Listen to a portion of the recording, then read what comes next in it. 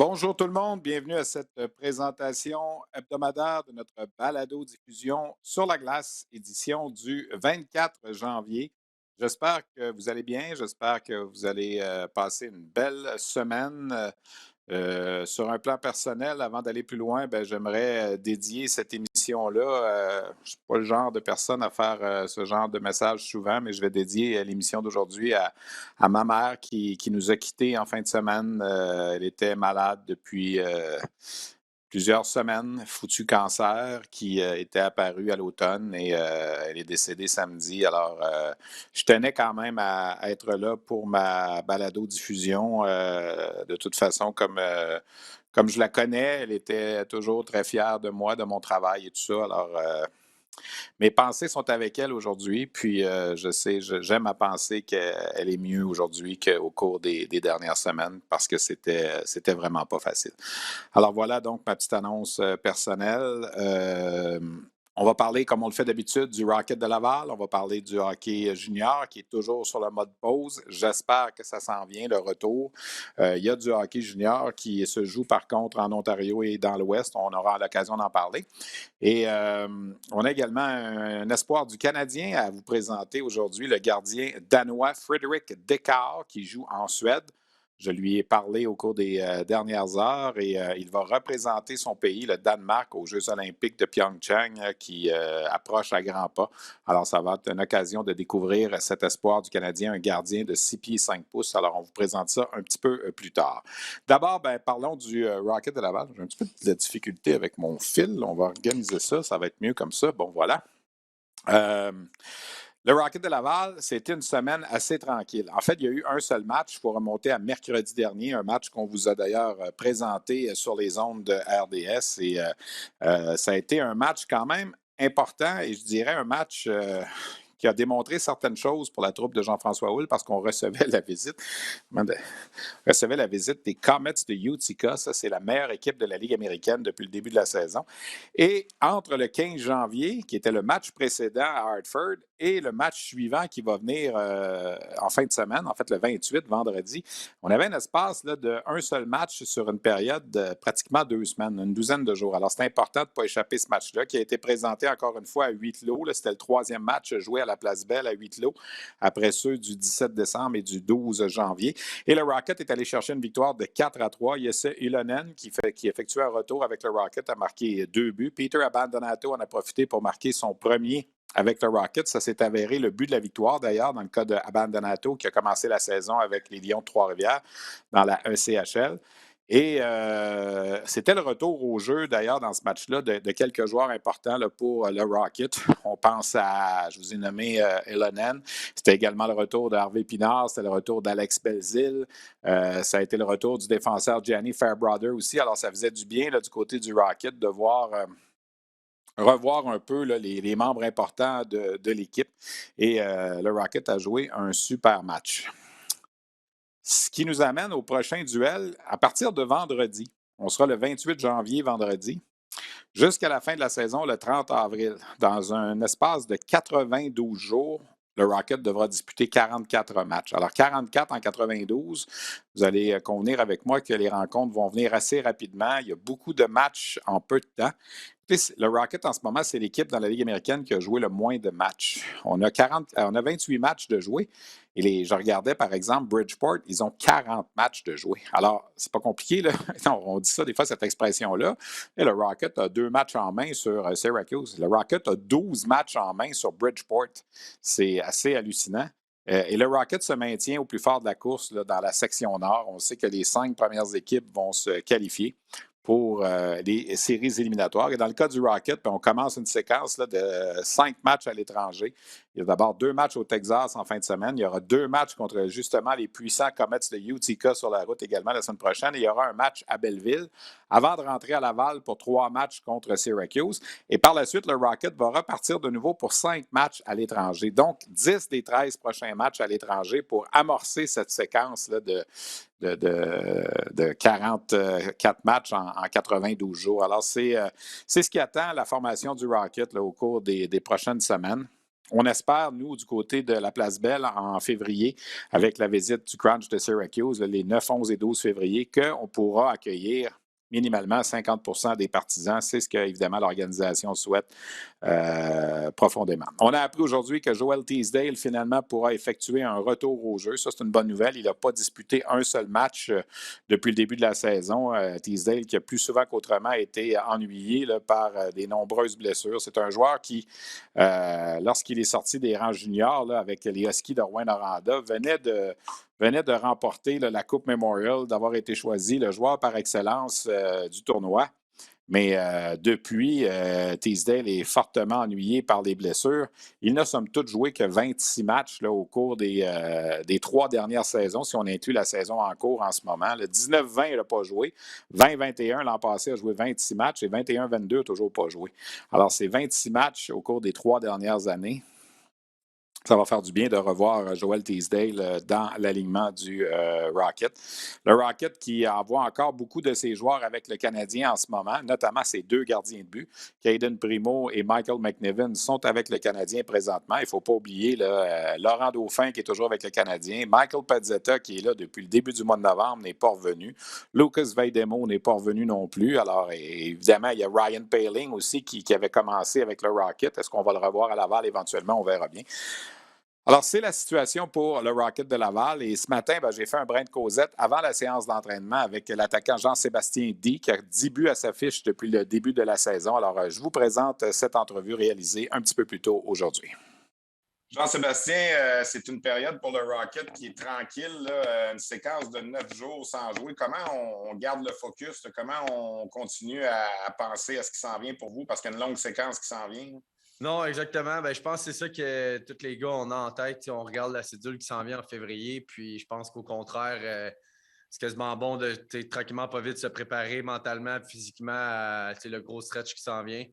Je pense qu'on est allé chercher des gros points avec tout l'effectif qui manquait sur le dernier voyage. Donc, je pense que ça nous a donné un bon boost de confiance là, en allant dans la semaine de pratique. Puis, je pense que si on continue à travailler fort, travailler sur les petits détails de notre game, je pense qu'on va avoir du succès en février. Je sais que tu n'étais pas là, les années précédentes, mais on voyait souvent le Rocket perdre des avances en fin de match. Là, on dirait que c'est le contraire. Même quand vous tirez de l'arrière, on se dit qu'il y a une chance de revenir. Y a-t-il quelque chose qui explique ça? C'est une question de quoi? De caractère? Vous avez toujours confiance, quoi? Je pense que c'est ça. En voulant dire que tu regardais au début de l'année, puis quand on tombait, on tirait de l'arrière, on dirait qu'on give up, puis on ne jouait pas de la même manière qu'on joue présentement. Là, on dirait que ça ne nous affecte plus bien. On continue à travailler fort, on croit en notre line-up, en nos joueurs, puis aussi une grosse partie, je pense, l'avantage numérique dernièrement va super bien. Donc, on est capable d'aller chercher des gros buts qui fait la différence. Puis je pense que c'est juste un travail d'équipe globale. Tous les gars embarquent dans le même bateau, tout le monde veut travailler dans la même direction. Puis on a des résultats avec ça. C'est un des points que je voulais aborder avec toi, l'avantage numérique. Comment expliquer que ça fonctionne si bien à la maison et que ça ne fonctionne pas du tout sur la route? Je pense que sur la route, vous êtes quoi, 5 ou quelque chose comme ça? C'est vraiment spécial. Écoute, ouais, j'avais pas vu les chiffres sur la route encore, mais je pense que, écoute, je sais pas si c'est le building, l'atmosphère qui est ici, mais écoute, c'est tout le temps plus le fun de jouer à la maison, évidemment. Sur la route, écoute, question de circonstances, au moins, je pense que c'est bon que dernièrement, on était capable de trouver un momentum. Je pense qu'au début de l'année, on était pas mal d'un dernier. Fait que là, tranquillement, pas vite, on a travaillé justement pour gagner plus de batailles, plus de face-off, plus de chances de marquer, moins de turnover, puis jusqu'à date, ça paye.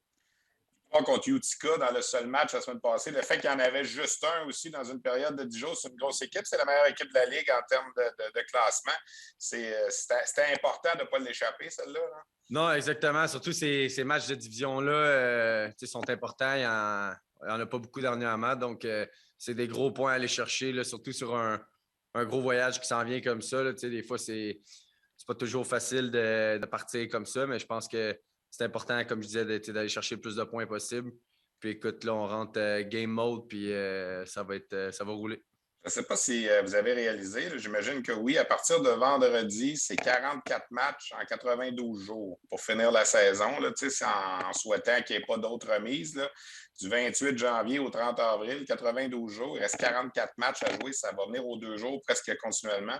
Non, exactement. Ils n'ont pas beaucoup de pratique, mais ça a l'air d'être un peu comme une cédule dans la Ligue nationale. C'est 2 jours, une game, day off, une game. Fait que je pense que le temps va passer plus vite. C'est tout le temps plus le fun de jouer des matchs. Donc, ça va être le fun d'en enchaîner une coupe de suite, surtout qu'on n'a pas joué beaucoup dernièrement. 28 matchs de jouer, 10 buts, 5 passes. Est-ce que tu es satisfait? Est-ce que tu pensais que tu aurais plus de succès que ça? Ton point de vue personnel à toi, là? Ben écoute, je te dirais qu'au début de l'année, c'est sûr que c'est quelque chose que tu penses et veux pas à chaque année quand tu es sur juste un contrat d'un an. Tu penses à ton contrat l'an prochain et qu'est-ce qui s'en vient. Puis je pense que je me suis peut-être mis un peu trop de pression par rapport à ça en début de saison, de penser à qu'est-ce que je pourrais accomplir au lieu de juste jouer ma game puis d'avoir confiance. Puis je pense que c'est ce que j'ai retrouvé depuis le break de Noël, d'arrêter de focusser sur les bonnes affaires, de continuer à travailler fort, puis mon talent offensif, puis le reste va suivre. Donc, je pense que c'est ce que je fais depuis qu'on a recommencé, puis à date, ça va super bien. Donc, je pense que l'important, c'est juste justement de ne pas focusser sur qu'est-ce que je veux accomplir, d'y aller le moment présent, puis je ne suis pas inquiet que les choses vont s'occuper d'elles-mêmes. On connaît la situation avec le Canadien. On sait que bon, cette équipe-là ne participera pas aux séries éliminatoires. Là, il y a un changement de direction, tout ça. Est-ce que tu crois ou est-ce que vous en parlez que ça serait peut-être une bonne chose de ramener des joueurs à Laval pour essayer que peut-être Laval fasse un bon bout de chemin en fin de saison, en séries éliminatoires? Question de donner de l'expérience aussi à des jeunes. Tu sais, je sais que Ryan Paling, ça va bien en haut, mais est-ce que tu penses que ça serait profitable pour lui de revenir avec vous? Tu sais, puis on voit Pezzetta, il y a plein de monde qui sont contents pour lui, puis tout ça, mais dans l'optique d'essayer de donner, il y a des équipes qui font ça des fois, là, je vais employer le mot un peu québécois, de pacter l'équipe de la Ligue américaine pour finir la saison, puis les séries. Est-ce que vous parlez de ça? Est-ce que tu penses que ça peut arriver? Écoute, on n'en parle pas vraiment, mais je pense que c'est vraiment, ça peut aller des deux côtés de la médaille. Tu as deux manières de le voir. Tu as vraiment l'option de dire, bon, mais justement, vu qu'il n'y a plus vraiment de chance pour les playoffs, c'est une bonne opportunité justement d'amener les jeunes et de leur donner une chance dans la Ligue nationale, voir ce qu'ils sont capables de faire. Puis l'autre côté de la médaille, ça peut être aussi, comme tu dis, d'avoir une bonne équipe ici, puis de monter quelque chose de super bon, d'avoir 3-4 grosses lignes qui peuvent contribuer à aller chercher la coupe. Fait que, ça dépend vraiment de comment l'organisation le voit. S'ils veulent donner une chance aux jeunes, c'est aussi une bonne opportunité d'essayer des gars qui sont sous contrat, puis les jeunes de l'avenir, en fait. Mais aussi, c'est sûr que c'est toujours le fun de faire un petit push d'un playoff ici. Là. Fait qu'on va voir. Toi, personnellement, là, au cours des dernières saisons, tu as eu la chance de toujours jouer au moins un match dans la Ligue nationale. Là, tu as raté peut-être ta chance dans le temps des fêtes avec tu nous expliquais l'autre jour le test COVID. Est-ce que tu crois que tu vas peut-être avoir une chance dans les prochains jours ou si au contraire, tu te dis je focus à rester à faire ce que je peux avec le Rocket? Là? Ben écoute, c'est sûr que je veux focuser sur une chose à la fois ici, mais je te cacherai pas que j'ai signé à Montréal pour espérer jouer une game. C'est sûr que ça a été poche que j'ai manqué ma chance à Noël, mais écoute, je pense que c'est une question de temps. Puis les gens de l'organisation, ils savent à quel point j'étais excité de me joindre à Montréal. Donc éventuellement, écoute, on va se croiser les doigts qu'ils vont me donner une chance ou qu'ils vont me donner une game à quelque part durant l'année. Mais mon main focus en ce moment, c'est de juste continuer à travailler sur ma game ici, d'aider l'équipe à gagner, d'aider les jeunes à se développer. Puis écoute, le reste, on va voir qu'est-ce qui va arriver. Tu commences à avoir la mentalité du vétéran, qu'on le veuille ou non. Là. Je pense que tu vas avoir 28 ans bientôt. Là. Ouais. On s'en va vers ça. Là. Non, écoute, Steph, je commence à vieillir un peu. Écoute, tu sais, pogné 400 games cette année. Ouais. Quasiment pogné 500 games professionnels au total. Donc, c'est sûr que ça va vite. Puis, c'est ça que j'ai réalisé l'an passé. Puis, cette année, que je peux commencer à aider les jeunes un peu plus. Puis, d'amener ce que j'ai appris au courant de mes dernières années. J'ai comme l'impression que je ne suis pas un vétéran parce que dans ma tête, je suis encore le jeune qui joue au hockey. Mais c'est sûr que les jeunes me regardent comme étant le vétéran. Donc, c'est sûr que mon objectif, c'est d'aider, donner le plus de conseils que je peux, puis de toujours être là pour les écouter, d'amener une bonne énergie. Puis écoute, on va s'amuser dans ce processus-là. Un petit mot en terminant sur le voyage qui vous attend. Là, c'est pas C'est la première fois que Rocket va aller jouer au Texas. J'imagine que les gars ont un peu excités aussi de sortir quelques jours de l'hiver, puis de peut-être, je vais dire aussi, de sortir de toutes les mesures les contraintes qu'on vit ici, qu'on vit peut-être pas là-bas. Là. Non, exactement. Je pense que les autres, c'est un des endroits que ça fait longtemps qu'il n'y a pas de masque et tout ça. Donc, ça va peut-être être le fun de. Il faut toujours respecter le protocole de la AHL, mais ça va juste être le fun justement d'aller sur le bord de la piscine puis prendre du soleil un peu, puis justement d'aller visiter là-bas. Je pense que c'est la première fois que moi aussi j'y vais. Donc, ça va être un beau voyage. C'est des matchs à votre portée en plus, parce que c'est une équipe qui n'est quand même pas dans les puissances de la Ligue, donc c'est des points importants à aller chercher aussi. Là. Exactement. Comme on disait, là, février, c'est un gros mois. Fait que tous les 2 points qu'on peut aller chercher, là, ça peut faire une grosse différence à la fin de la saison. Jean-Sébastien, merci beaucoup d'avoir pris le temps. Bonne séance d'entraînement, puis on se reparle prochainement. Merci, Steph.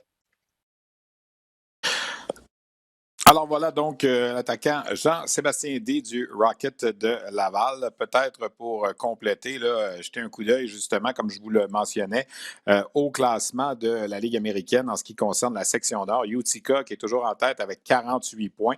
Utica qui est détaché. Rochester a 43 points, mais en 35 matchs. Alors Laval vient au 4e rang. Accuse pour le moment 11 points de retard sur Rochester, mais a 7 matchs en main. Alors, c'est quand même pas si mal l'écart avec Rochester. Et il y a Toronto entre les deux également, qui a 5 points de plus que le Rocket, mais Toronto a disputé 4 matchs de plus. Alors, Laval a quand même une bonne emprise là, sur le 4e rang de la section présentement. Et là, comme je vous dis, on va s'embarquer dans cette épouvantable séquence. Laval, qui est l'équipe de la Ligue américaine avec le moins de matchs de jouer depuis le début de la saison. C'est seulement que 28 matchs. Il y a eu des remises, évidemment. Alors, on devra reprendre tous ces matchs. Peut-être pour compléter notre segment sur la Ligue américaine, Rocco Grimaldi des Admirals de Milwaukee a été choisi joueur par excellence de la dernière semaine en 3 matchs seulement. L'attaquant a récolté 5 buts et 5 passes. Donc, il est maintenant rendu à 30 points depuis le début de la saison en 24 matchs. Il vient au 16e rang des marqueurs de la Ligue américaine cette saison. Alors voilà pour notre section sur le Rocket. 2 matchs en fin de semaine au Texas. On aura l'occasion d'en reparler la semaine prochaine. Du Rocket, on va passer au hockey de la Ligue junior majeure du Québec. Bien, évidemment, nous sommes toujours sur le mode pause et là, ça commence à être long. Les équipes de la Ligue de hockey junior majeure du Québec n'ont pas joué de match depuis le 18 décembre. Alors, ça fait plus d'un mois. Les entraînements ont repris, sauf qu'il y a un dossier là, dont on va parler, c'est le fait qu'au Nouveau-Brunswick, présentement, tout est fermé pour 2 semaines. On est dans la 2e semaine d'un confinement complet décrété par les autorités sanitaires au Nouveau-Brunswick. Donc, les 3 équipes au Nouveau-Brunswick là, cherchent présentement à s'entraîner et ne peuvent pas le faire au Nouveau-Brunswick. Donc, on a décidé là, de s'emmener au Québec. Vendredi soir, on a présenté un match de la Ligue de l'Ontario sur les ondes RDS et pendant un entracte, on s'est entretenu avec Sylvain Couturier qui nous racontait que le Titan de Batters, l'équipe pour laquelle il est le directeur général, va probablement trouver des séances de glace quelque part en Gaspésie. Et un peu plus tôt aujourd'hui, on a appris que les Wildcats de Moncton, eux aussi aux prises donc avec le même problème, ont décidé de s'amener au Québec. Alors, au moment où on se parle, là, nous sommes en après-midi, le 24 janvier, les Wildcats sont en voyage entre Moncton et Québec, la ville de Québec, pour venir faire une semaine d'entraînement au centre Vidéotron et également dans les facilités là, du Blizzard du séminaire Saint-François de la Ligue Midget 3A. Et question d'en savoir un petit peu plus justement sur le pourquoi de cette situation. Ben, on a discuté un petit peu plus tôt aujourd'hui avec le directeur des opérations hockey des Wildcats de Moncton, Rich Thibault. Richie, les Wildcats ont décidé de prendre les grands moyens pour pouvoir continuer à s'entraîner. Donc, vous allez venir passer quelques jours au Québec, à Québec. Comment ça s'est passé dernièrement pour vous? Là? Nous autres, on a vu la semaine passée qu'il n'y a pas eu de changement au Nouveau-Brunswick pour les restrictions. Puis on a décidé de savoir si on pouvait aller au Québec. Puis on a pu organiser ça en fin de semaine. Puis on va partir pour le Québec dans quelques minutes ici pour s'entraîner pour la semaine. Passer la semaine au complet pour faire des entraînements complets avec toute l'équipe ensemble parce qu'au Nouveau-Brunswick, ce n'est pas permis en ce moment, c'est ça? Oui. À ce temps ici, au Nouveau-Brunswick, on ne peut pas s'entraîner dans le gymnase, on ne peut pas s'entraîner sur la glace. Les gars sont patients, puis on fait des zooms ou quelque chose comme ça pour s'entraîner. Même à l'école, ils ne peuvent pas aller à l'école ensemble. Au Québec, on va pouvoir s'entraîner tout ensemble, puis on va pouvoir s'entraîner sur la glace, puis hors glace, puis on va organiser pour faire l'école à l'hôtel, puis ça va être une bonne semaine ensemble pour les gars. Ça va faire du bien pour les gars. Je pense que le Titan et les Sea Dogs, ils font un peu la même chose. On a parlé à Sylvain Couturier vendredi, là, puis on regardait pour faire quelque chose de semblable aussi. Oui, j'ai entendu que Sea Dogs allaient au Québec aussi, puis que Batters allait s'entraîner aussi. Faut trouver les moyens parce que les gars ici, ils veulent s'entraîner. Ils sont ici au Nouveau-Brunswick pour faire des choses pour le hockey, puis l'école. Puis nous autres, c'est important pour eux et pour nous autres de lui donner des moyens pour s'entraîner puis à l'école ensemble. Parce que ce qu'on veut, évidemment, c'est quand on va avoir la permission de recommencer le calendrier, de ne pas perdre trop de temps non plus, puis d'être prêt à jouer, c'est ça?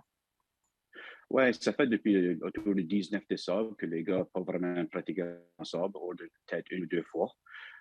Sur nous autres, ça va être 2 mois, là, parce qu'on va avoir le go pour pouvoir jouer des matchs. On va être prêt parce que ça va être un horaire qui va être très exigeant, puis on va se faire sûr qu'en moyenne des blessures, puis tout ça, qu'on a la meilleure chance possible que les boys soient en forme. On parle avec Richie Thibault, le directeur des opérations chez les Wildcats de Moncton. Richie, de ce que vous entendez, là, est-ce que tu penses encore que ça va être possible de jouer les 68 matchs de la saison régulière? Ben, c'est pas pour 68 ou pas là. Ça dépend quand ce que la saison va finir. C'est qu'il y a des mots qui regardent ça. Nous autres, on va être prêts. N'importe quel, quel numéro, si c'est 68, 64 ou n'importe quelle chose, on va faire sûr que notre équipe est prête à jouer. S'il faut qu'on joue 3-4 fois par semaine, on va être la meilleure chance possible et être en forme pour pouvoir faire ça d'ici jusqu'au temps que la fin de la saison soit. Les Wildcats ont fait un petit pas en arrière pendant la période des transactions. On a échangé quelques vétérans. Comment tu vois ça, là, où ton équipe est présentement dans le processus? Hein? Nous autres, on aime ce qu'on est. On a fait un couple de changements annuels. On ne pense pas qu'on a pu un gros pas en arrière. On a acquis un gardien de but qui a 5 ans dans la ligue. Puis on a fait un défenseur, Jackson Bellamy, qui a la même chose que 5 ans dans la Ligue majeure de Québec. So, nous autres, on va chaque match pour compétitionner puis essayer à gagner. Puis c'est ça qu'on va faire d'ici à la fin de la saison. Vous êtes dans une division qui est difficile quand même, là, avec les Sea Dogs, avec le Titan, avec les Islanders qui ont fait beaucoup d'échanges. Là, ça ne sera pas évident. Là. Non, c'est sûr. Là, il y a 3 grosses équipes. Puis Halifax, puis Cabreton aussi. Là, c'est une division. Puis nous autres, ce qui fait que c'est important pour ne pas prendre un gros pas en arrière parce qu'on va être compétitif à tous les soirs puis essayer à gagner nos matchs. Est-ce qu'il y a une forme d'inquiétude chez les jeunes en ce moment, le fait qu'on ne joue pas puis qu'on attend? Est-ce que tu sens que les jeunes sont plus, on va dire, stressés puis tout ça? Là? Ah oui, c'est sûr. Il n'y a aucun doute là-dessus. C'est très évident depuis le temps qu'ils sont arrivés à Noël. Puis nous autres, c'est une des raisons que notre propriétaire a voulu investir dans l'équipe et des jeunes puis aller au Québec pour une semaine pour s'entraîner parce que ça, c'est une grosse part de la décision pour nous autres. Richie, merci beaucoup d'avoir pris le temps. Bon séjour au Québec, puis on espère qu'on va se revoir dans un aréna très prochainement pour un match. Merci, Stéphane. Merci beaucoup. Alors voilà, donc les Wildcats sont au Québec. Les Sea Dogs sont à Québec, plutôt. Ils vont être à Québec au cours des prochains jours. Les Sea Dogs sont en direction de Rivière-du-Loup, eux aussi, pour venir s'entraîner. Alors, on n'a pas le choix. Si la saison reprend la semaine prochaine, on veut que ces équipes-là n'aient pas pris de retard sur les 15 autres formations de la Ligue. Et aussi le fait là, que, comme le disait Richie, ça fait longtemps que ces joueurs-là n'ont pas patiné, n'ont pas été tous ensemble. Alors, on compose, on se dit depuis le début de cette fichue pandémie, il y a presque 2 ans, qu'on doit se réinventer, qu'on doit être imaginatif. Ben, c'est ce que les équipes font présentement. Pendant que nous sommes en train d'enregistrer là, la balado-diffusion, toute une nouvelle qui vient d'être rendue publique. Les Canucks de Vancouver ont embauché Émilie Castonguay à titre d'assistante aux directrices générales Jim Rutherford. Alors, ça vient de sortir. Émilie Castonguay, dont le nom avait circulé là, pour le poste de directeur général avec le Canadien, qui n'avait finalement pas été rencontré par l'Organisation du Canadien. Elle laisse sa firme Momentum, la firme d'agence de joueurs. Elle était notamment l'agent d'Alexis Lafrenière des Rangers de New York et devient donc assistante au directeur général à Vancouver. Alors, c'est toute une nomination. Félicitations donc pour Émilie Castonguay, qui est dans le milieu du hockey là, depuis 6 ou 7 ans et qui a fait son chemin notamment là, avec Alexis Lafrenière, qui a été là, son client qui lui a permis là, de lancer sa carrière. Mais Momentum, c'est quand même pas juste Alexis Lafrenière. Là, elle travaillait notamment en complément avec Olivier Fortier, un autre ancien de l'Organisation du Canadien qui est agent au sein de cette firme-là, parmi quelques clients. Là, Joshua Roy, notamment du Phoenix de Sherbrooke, qui était avec eux. Il y en a évidemment plusieurs autres.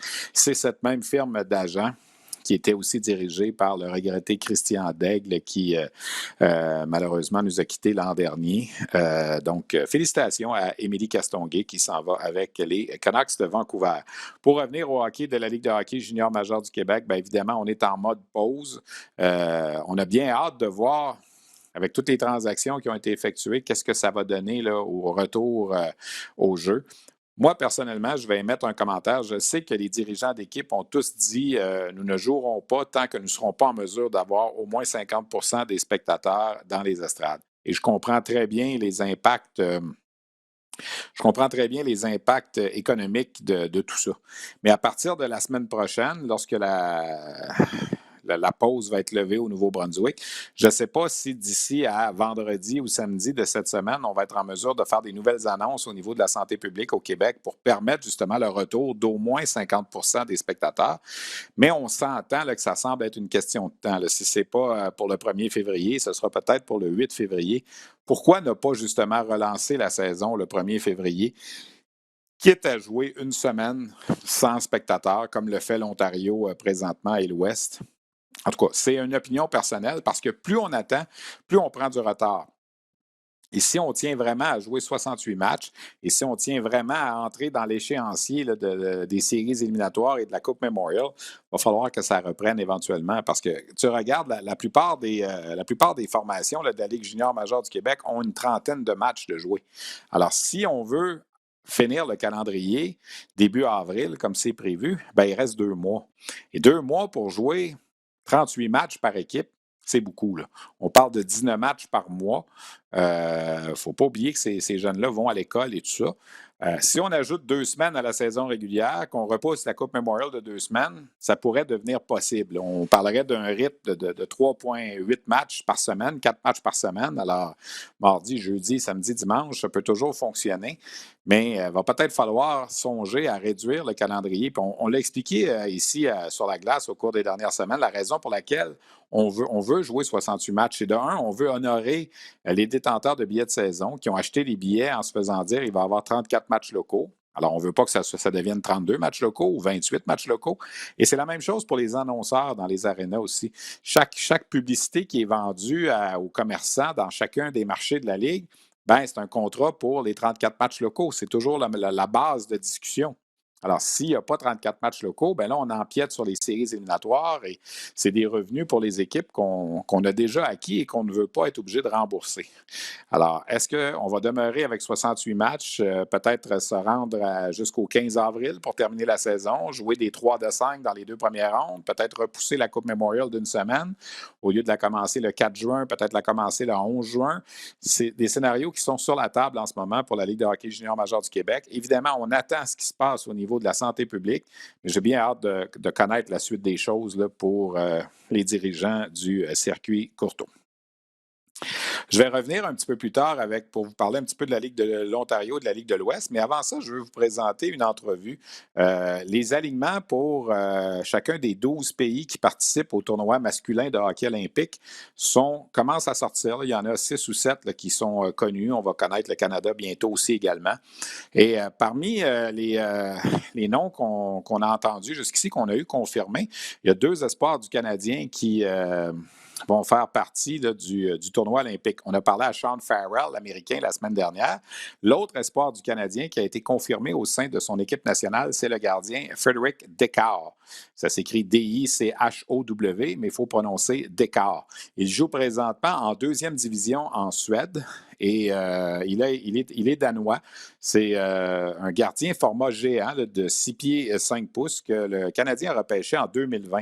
L'an dernier, il devait en principe s'amener avec les Wolves de Sudbury de la Ligue junior de l'Ontario. Il avait été repêché là, au niveau du de la séance de sélection des joueurs européens.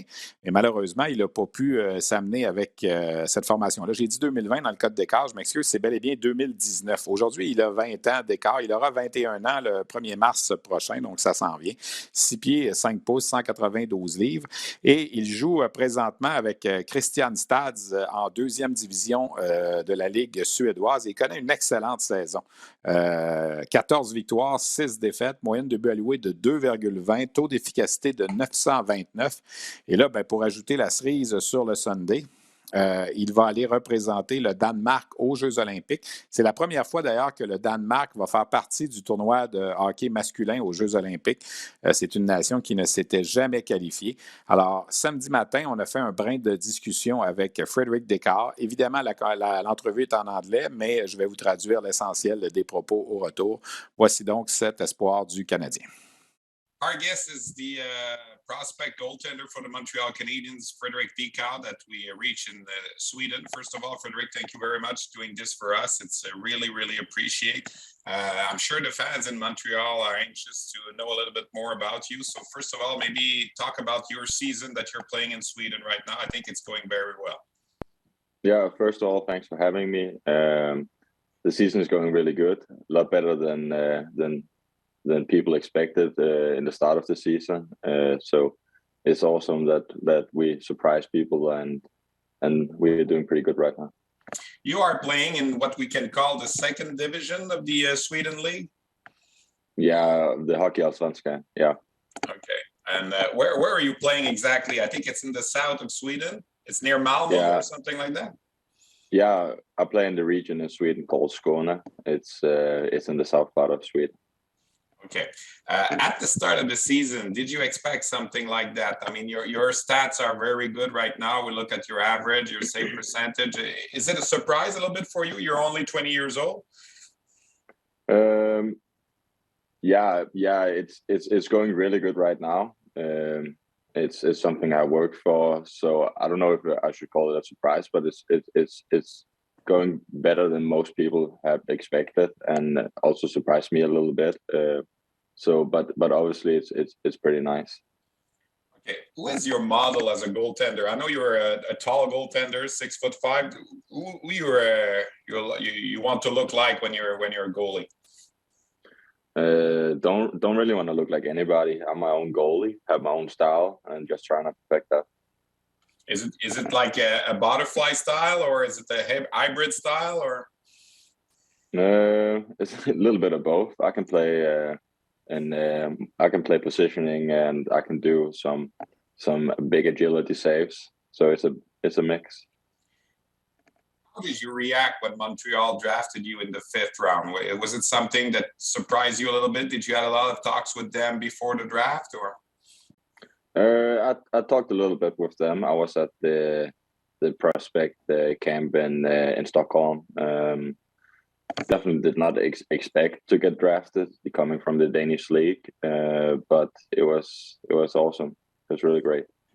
In the back, I see a Sudbury Wolves jersey there that you were drafted by this team to come to play in the Canadian Hockey League, but because of the COVID, you didn't come. That's the main reason. Would you? Do you think it would have been something good for you to come to play in North America last year? Yeah, last year it would have been a great opportunity to play on the small ice and try that out. This year, I'm pretty happy with my decision going pro. It's a different game and a different expectations people have. So I'm glad I made that decision this year. Frédéric, one of the reasons we wanted to talk to you is, of course, the nomination that you had to go play for your country at the Olympic Games. It's going to be the first time that the Denmark team are going to play in the Olympics, and you're going to be part of that team. So tell us a little bit about that. That's huge. That's a dream come true. It's great for the sport in Denmark, and it's great for the country Denmark. It's great to make history, and it's great to be a part of it. I'm really excited, and I'm really looking forward to it. Of course, like the other teams, there's 3 goalies. Do you think you're going to have the chance to play, or are you going to be maybe like the 3rd guy? Did you talk with the coaches so far? And right now, I'm definitely not the 3rd guy. I'm hoping to get playing time. I think I've deserved that with the season I had so far. So I'm working for that. Is there a bit of concern for your team and for your country to go in China with the COVID and all the restrictions and all the stories that we heard about there? Is it like a concern a little bit? Or? Yeah, obviously there's some concern with going to China, but we're trying to, we talk, we work with our team, they have prepared us pretty good, and I think we know how to handle the things we're going to meet in China.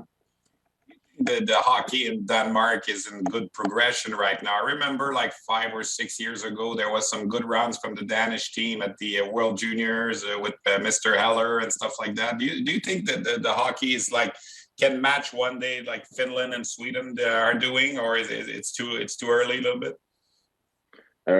It's probably going to take some time to reach that point, but it's like you said, it's going in the right direction, and hockey is getting bigger in Denmark, and we are accomplishing bigger things, which is awesome. For you, the chance to play in Sweden, it's better. Of course, you have a better caliber of hockey playing over there instead of in your country, probably. Or? Oh yeah, it's you can't really compare it, but it's here in Sweden. It's a lot more pro, and it's more of a pro league, and the skill level is a lot higher. Do you think Denmark can make some surprise at the tournament in China? Do you think you can maybe try to compete? We saw what Germany did 4 years ago. Now that the pros of the NHL are not there, it seems more open. So you think you can surprise a little bit? Well, that's the goal. That's what we play for. We're like you said, we're not like the biggest hockey country. So being able to surprise at the Olympic is definitely what we're working for, and what we're trying to accomplish. En discussion avec Frédéric Descartes en Suède. Frédéric, what's going to happen with you next year? I read some stories that you got to play maybe in Frölunda in the Swedish Hockey League. Is there a possibility of coming in North America next year to play maybe for Laval, the farm team of the Canadiens? Was there any confirmation about that? What I can say is nothing is signed yet. No decisions are made, and it's up to Montreal to make that decision. If it was your choice, what would you prefer? I don't know. Both sounds pretty good. Both sounds pretty good. Are you following the Canadiens? Are you following the Laval Rocket playing? Or are you watching some games on the web and stuff like that? I'm watching Montreal games sometimes. So watching the highlights, not every day, but I like to watch them play. If you have to make a prediction about your development, how do you see the path? You can play in the NHL one day. It's probably your dream. So is it going to take 2 years, 3 years? Which way you see your future? I would say 2 to 3 years. Then I think I'm ready. Okay. And when the decision do you think it's going to be made between Laval next year or Frölunda? It's a great organization, Frölunda in Sweden too. Right? Yeah, definitely. It's probably going to be made after the season when the NHL and AHL and SHL is done. Well, Frédéric, it's a pleasure to talk with you. Hope things are going to be going well for you for the rest of the season. Good luck at the Olympic Games, and make sure something. I'm sure you're aware, but in Montreal, they're following the prospects wherever they are in the world. So we can more and more. We're hearing your name around here, and everybody's aware that the season you have so far. So just keep going, and good luck for the Olympics and the rest of the season. Merci beaucoup, Frédéric. Thank you so much. Okay. Alors voilà, c'était Frédéric Descartes, le gardien de l'organisation du Canadien, qui va partager la tâche avec Patrick Galbraith et Sébastien Dame comme gardien de but avec le Danemark lors des prochains Jeux olympiques de Beijing qui commence, le tournoi olympique commence le 9 février prochain. Pour résumer un peu l'entretien qu'on a eu avec Frédéric, premièrement, il joue en 2e division en Suède, dans le sud de la Suède. Je lui parlais de son style, plus papillon, plus hybride. Il a dit un petit peu des deux. Je veux avoir mon style à moi. Quand je lui ai demandé son modèle de gardien de but, il dit j'en ai pas vraiment. Je veux développer puis être le gardien que moi je suis. A été repêché par le Canadien, s'il n'attendait pas vraiment, avait participé à ce qu'on appelle le Combine là, à Stockholm que le Canadien avait organisé avant le repêchage là, de 2019. L'an dernier, il aurait pu venir jouer avec les Wolves de Sudbury. Comme je le mentionnais, vous avez vu d'ailleurs, il y avait le chandail des Wolves accroché derrière lui. Mais évidemment, en raison de la COVID, ça n'a pas été possible. Il dit l'an passé, ça aurait sûrement été une belle occasion pour moi de venir jouer en Amérique, de me familiariser avec les plus petites patinoires. Mais cette année, très heureux de se retrouver où il est présentement là, avec la formation pour laquelle il évolue en Suède en 2e division. Je lui ai parlé évidemment de sa sélection pour les Jeux olympiques. Il se dit content évidemment de faire partie de l'histoire parce que c'est la première fois que le Danemark aura son équipe aux Jeux olympiques. Je lui demandais si, comparé aux deux autres gardiens, s'il se voyait la chance de jouer, va-t-il être le 3e puisqu'il est le plus jeune et tout ça. Il dit que lui s'attend d'avoir du temps de jeu. Il dit qu'il croit qu'il le mérite. Il ne se voit pas du tout comme le 3e gardien de but de la formation danoise. On veut évidemment s'inspirer de ce que les Allemands ont fait en 2018, causer la surprise. L'Allemagne qui a gagné la médaille d'argent, presque la médaille d'or en 2018, si vous vous souvenez bien, dans ce tournoi olympique, 100 joueurs de la Ligue nationale. Il dit c'est ça le but, on veut faire l'histoire. Il dit le Danemark, c'est pas une puissance au hockey, mais il dit ça s'améliore de plus en plus. Je lui parlais des équipes du Danemark qu'on a eues au championnat du monde de hockey junior, dirigées par le père de Lars Eller, Olaf Eller, qui a dirigé l'équipe junior du Danemark. Et le Danemark avait causé des maux de tête à certaines grandes puissances. Alors, il dit ça augmente, mais on n'est pas encore au niveau de la Suède ou de la Finlande. Et c'est pourquoi il a décidé d'ailleurs de jouer en Suède. La fameuse question, l'an prochain, il va jouer où? Il y a des articles qui sont sortis sur Internet en fin de semaine à l'effet qu'il poursuivrait sa carrière avec Frölunda dans la Swedish Hockey League l'an prochain, la SHL, la ligue numéro 1 en Suède. Lui, il dit, tout ce qu'il peut dire présentement, c'est que ce n'est pas officiel. C'est sûr qu'il y a une possibilité de jouer à Frölunda. Il y a une possibilité aussi, évidemment, de s'amener en Amérique du Nord, de peut-être faire partie là, du Rocket de Laval l'an prochain. La décision comme telle, ce qu'il nous a dit à la fin de l'entrevue, ça va être pris à la fin de la saison, là, à la fin des saisons, que ce soit de la Ligue nationale, la Ligue américaine et la Ligue élite suédoise. Il pense que dans 2-3 ans, il serait capable de faire le saut dans la Ligue nationale. Suit le Canadien à distance, regarde les faits saillants dans la mesure du possible et suit ce que l'organisation fait. Alors, c'est un espoir assurément intéressant pour le Canadien. Le Canadien, là, outre les gardiens qu'on connaît là, au niveau du Rocket ou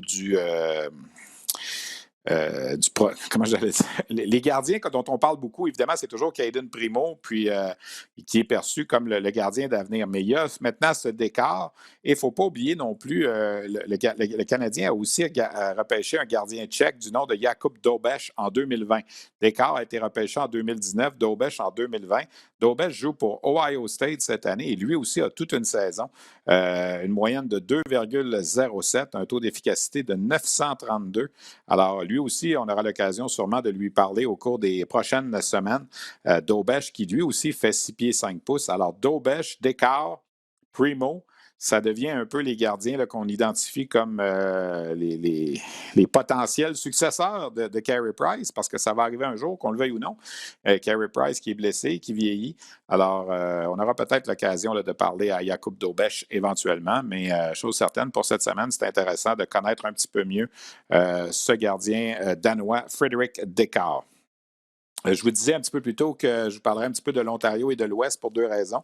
On vous a présenté un 2e match de la Ligue de l'Ontario. Je sais que lundi dernier, je vous avais dit qu'on allait avoir le phénomène Connor Bedard sur les ondes de RDS vendredi, mais malheureusement, le match entre Brandon et Regina a été remis en raison de la COVID.